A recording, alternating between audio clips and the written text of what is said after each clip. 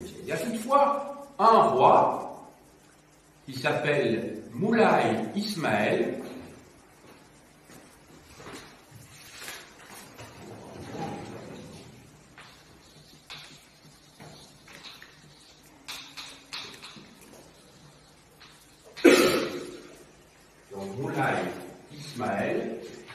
qui est pratiquement contemporain de Louis XIV. Donc il règne à partir des années 1670 jusqu'au début des années 1720.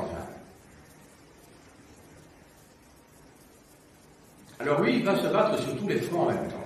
Il va se battre contre les chrétiens, il va se battre sur le plan extérieur également contre les Turcs, parce qu'il faut savoir que l'Empire ottoman couvre tout l'est de l'Empire du bassin méditerranéen, donc le sud-est de l'Europe, depuis ce qu'on appellera plus tard la Yougoslavie, depuis la Bosnie-Herzégovine, quoi.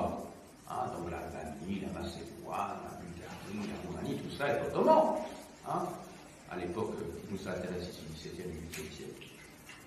Les Ottomans occupent la Grèce, ils occupent la Turquie actuelle par définition, ils occupent l'Irak, ils occupent la Syrie, Israël, le Liban, tout ça, ce sont des pays actuels, qui n'existaient pas à l'époque, bien sûr.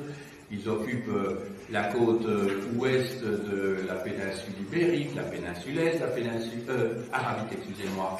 Ils occupent également l'Égypte, ils occupent la Libye, ils occupent la Tunisie, l'Algérie, mais ils n'occupent pas le Maroc. Donc, le Maroc a été le seul pays d'Afrique du Nord à n'avoir été jamais occupé par les Turcs.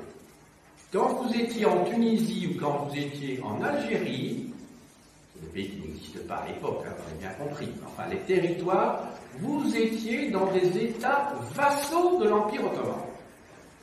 Vous aviez à Tunis un bey, B-E-Y, et vous aviez à Alger un dey, D-E-Y, un D, un B, un D. C'est pour être audible que j'ai prononcé en distinguant donc les voyelles. Voilà. Mais au Maroc, vous aviez un sultan, parce que le titre que se donnait le roi du Maroc, c'était celui de sultan, ce qui veut dire vraiment chef d'État.